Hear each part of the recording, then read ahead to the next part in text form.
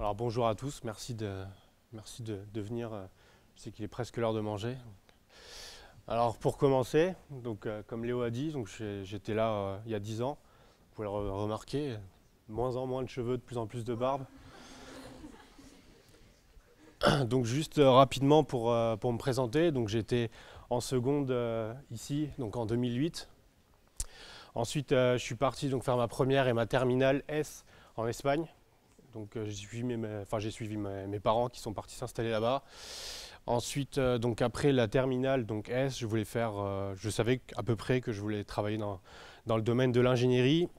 Je ne savais pas encore trop vers quoi. Je savais à peu près que c'était soit dans l'environnement, soit dans le BTP, je ne savais pas encore trop. Avec admission post-bac, j'avais regardé, bon, j'avais été pris dans des prépas, etc., mais ça ne correspondait pas du tout à mon profil. Donc je suis complètement passé à côté, ça ne m'intéressait pas du tout. Donc je suis parti finalement faire une année de prépa donc à l'EPFL, l'École Polytechnique Fédérale de Lausanne, donc qui est une école d'ingénieurs en Suisse. Je me suis lamentablement planté. Du coup je suis revenu en France, j'ai recommencé APB et là j'ai présenté donc, le concours Avenir. Donc, je ne sais pas si vous en avez déjà entendu parler. Donc c'est un concours donc, qui se passe généralement c'est le 8 mai tous les ans. Et du coup, ça permet, donc, en passant un concours, de postuler. Je crois qu'aujourd'hui, il y a 8 ou 9 différentes écoles d'ingénieurs qui sont plus ou moins spécialisées. Donc, il y a mon école, donc l'EPF. Il y a aussi l'ECE, donc l'école centrale d'électronique. Enfin, il y a plein de choses. Je vous invite à aller regarder si ça vous intéresse. Donc, je suis rentré à l'EPF en 2011. Donc, l'EPF, c'est une école d'ingénieurs généralistes. Donc, pendant 3 ans, on fait un peu de tout. Donc aussi bien du BTP que de l'environnement, que de l'électronique, que de l'informatique, ce qui a permis en fait un peu de mûrir un peu mon projet et au travers des différents stages. Donc il y avait 3 stages obligatoires, j'en ai fait 5, dont 3 à l'étranger. Et du coup ça m'a permis aussi bien de rencontrer des gens que de travailler sur le terrain et voir à peu près ce qui me plaisait, ce qui ne me plaisait pas. Voilà, du coup, donc j'ai fait mes différents stages. Mon premier job, donc directement après l'école, j'étais embauché donc chez Nestlé Waters à Paris. Donc c'était un boulot à dimension très internationale. Donc j'ai travaillé sur des projets un peu partout dans le monde. Ensuite, donc j'ai quitté Nestlé, ça va faire pratiquement 1 an. Je suis parti pendant pratiquement un mois et demi en Asie du Sud-Est pour faire un audit sur le plastique. Et ensuite, au retour de cette expérience-là, je vais recommencer à travailler donc chez Veolia Entrepris. Donc ça veut bien marcher. Voilà. Donc pendant ma première année, donc il y avait un stage ouvrier à faire pendant 1 mois, pendant l'été. Donc j'ai fait 2 mois. Donc j'ai commencé dès que je suis arrivé, donc en septembre, j'ai commencé à démarcher des sociétés pour essayer de trouver un stage intéressant. Parce que juste pour comparer, la plupart des gens de ma classe étaient partis faire un stage ouvrier dans un supermarché pour faire du rayonnage pendant 1 mois. Donc j'avoue que moi ça ne me faisait pas du tout kiffer. Donc voilà, donc je suis parti pendant 2 mois dans le désert du Sahara pour construire des éoliennes. Donc c'était quand même beaucoup plus intéressant, même si mon boulot là-bas c'était de contrôler. En gros, pour faire du béton, il faut des petits cailloux et j'étais en charge du contrôle qualité. Donc il fallait vérifier que les petits cailloux avaient la bonne taille. Donc c'était le boulot un peu ingrat. Faire ça pendant 2 mois, c'était pas passionnant, mais au moins j'étais au milieu du désert et c'était plutôt sympa. Donc la photo là où avec les conditions de sécurité, c'est pas encore ça. Alors ensuite je suis parti, donc l'année d'après, je suis parti en Espagne. Donc avec un peu de chance, en plus c'était dans la ville où j'avais fait ma première et ma terminale. Donc là c'est une société franco-espagnole qui fait du pétrole avec des algues. Et du coup ils avaient besoin de quelqu'un pour refaire tous leurs plans, enfin tous les plans 3D des réacteurs de culture. Donc c'est des réacteurs de culture qui doivent faire je sais pas, 5 ou 10 mètres de haut, et du coup il y a des algues, on injecte de l'eau et du CO2 pour nourrir les algues, et ensuite on presse tout et ça fait du pétrole. Vulgairement ça fait à peu près ça. Voilà, donc là pareil, j'ai passé 2 mois, bon, c'était plutôt sympa. Bon, la vie en Espagne, je crois que l'Espagne c'est pas le pire pays où je suis allé. Après mon stage en Espagne, j'ai fait 2 stages en France, donc un sur un chantier à Paris. Donc pendant 2 mois, pareil, j'ai fait... qu'est-ce que j'ai fait? En gros, j'étais référent sécurité sur un chantier, donc en gros, je devais surveiller que tous les ouvriers aient bien leur casque, leurs lunettes, leurs gants. Donc c'est un peu compliqué quand on a 23 ans sur un chantier de dire à un mec de 50 ou 60 ans qu'il faut qu'il mette son casque. Donc là, j'ai fait ça pendant 2 mois et ensuite je suis allé chez Vinci Construction France, donc à Nanterre, où là j'étais en charge de modéliser un bâtiment, donc un bâtiment d'habitation à l'échelle de la vis. Donc ça a pris 4 mois et ça, le projet a planté, donc il l'utilise plus. Donc après ces 3 ans, donc j'hésitais un peu entre l'environnement et le BTP, donc c'est pour ça que j'ai fait un peu tout, donc aussi bien donc les éoliennes, c'était un peu le lien entre le BTP et l'environnement. Ensuite, j'ai fait les microalgues. Là, c'était plus environnement. Et après, les 2 stages d'affilée dans le BTP, c'était pour voir. Et je me suis rendu compte qu'en fait, ça ne me plaisait pas du tout.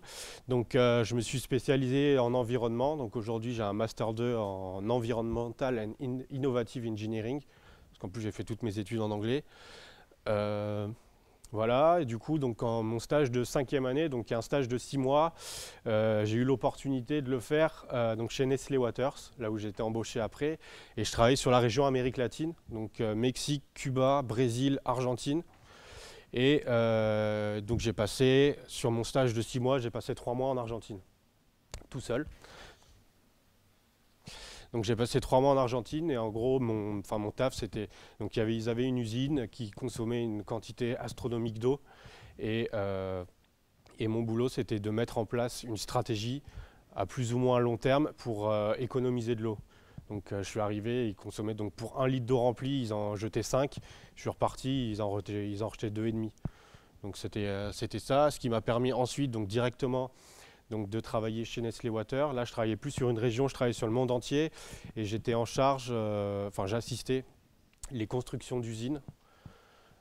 Donc j'ai travaillé en Turquie, j'ai travaillé au Vietnam, j'ai travaillé en Angleterre, en Italie, en Irlande. Donc j'ai pas mal voyagé.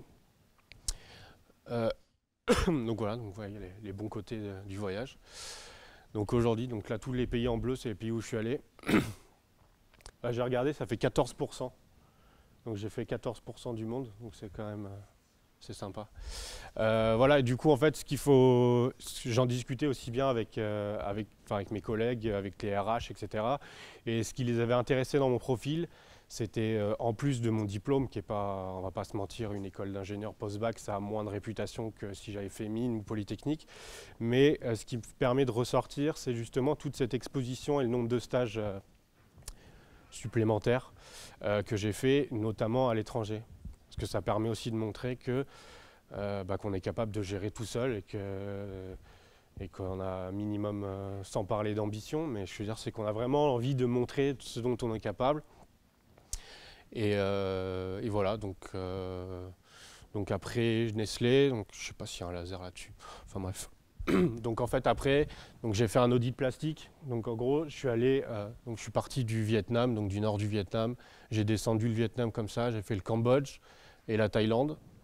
Et en gros, donc j'ai travaillé avec une association que j'avais rencontrée sur un salon où j'étais allé pour le boulot. J'avais bien accroché avec le mec et il m'a dit on aimerait bien faire un espèce d'audit sur le plastique dans la région d'Asie du Sud-Est. Et parce qu'en fait c'est un endroit où il y a énormément de plastique, où tout finit dans la mer, donc il y a un énorme potentiel pour recycler. Et du coup ils m'ont financé mon voyage. Tout ce qui était sur place c'était moi qui payais, mais juste le billet d'avion aller-retour. Et du coup j'aurais fait un audit. Bon, j'ai pas le droit de vous montrer des photos parce que c'est confidentiel. Du coup, ouais, donc j'ai fait un audit sur le recyclage pour voir ce qui était mis en place, ce qui pourrait être mis en place et à long terme, comment on peut faire pour éviter de jeter du plastique. Donc les gros avantages de voyager aussi, c'est de s'imprégner de la culture.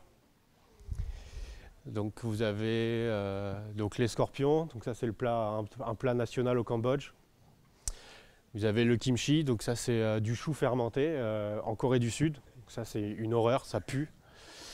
Vous avez la tête de mouton, plat national du désert du Sahara.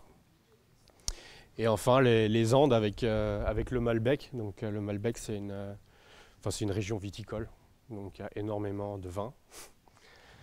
Donc en fait ce que je voulais montrer aussi, c'est que voyager c'est bien parce que ça permet d'apprendre, d'avoir une autre expérience, mais aussi qu'il faut essayer d'aller un peu plus loin et de se mettre aussi à la portée des locaux.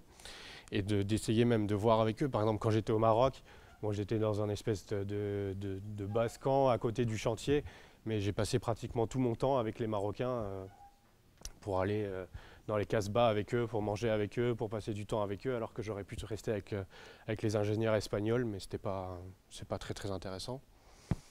Voilà, et puis après il faut voir un peu sortir des sentiers battus, voilà c'est ça, sortir des sentiers battus, pas hésiter à essayer d'enfoncer des portes, même si bon, il n'y a rien derrière.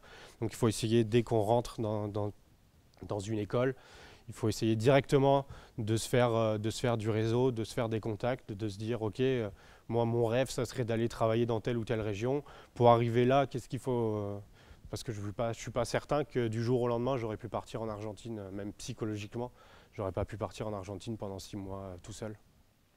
Donc il faut faire des étapes, pas hésiter à contacter le plus de gens possible, même si des fois, enfin, le nombre de fois où je me suis fait rembarrer, c'était astronomique. Mais il ne faut pas hésiter. Et aujourd'hui, il y a des boîtes qui m'ont recalé, mais d'une force impressionnante, quand j'étais en première ou deuxième année, qui aujourd'hui m'appellent en disant ah, on a peut-être un boulot pour toi, est-ce que ça t'intéresse? Donc est-ce que je les rembarre ou pas? Je ne sais pas. Non, mais il faut pas être hargneux. Du coup, je sais pas si encore un petit mot rapide sur mon école, si ça intéresse quelqu'un, si ça peut révéler une vocation. Donc c'est une école d'ingénieurs généralistes, donc post-bac, via le concours Avenir. Donc il y a 3 sites, 3 Sceaux et Montpellier. Donc Sceaux c'est en région parisienne. Donc il y a des stages obligatoires en première, quatrième et cinquième année. Et il faut passer au minimum 16 semaines à l'étranger pour valider son diplôme. Et il y a des spécialisations donc en environnement, en mécanique, en informatique. Enfin, il y a une quantité astronomique de spécialisations. Et du coup, en fonction de la spécialisation que vous prenez, vous allez sur un des 3 sites. Mais vous pouvez, moi j'ai commencé, donc mes 3 premières années, je les ai fait à 3. Et ensuite, je me suis spécialisé en environnement et du coup, je suis à l'assaut. Voilà, donc ça permet aussi de bouger un peu en France.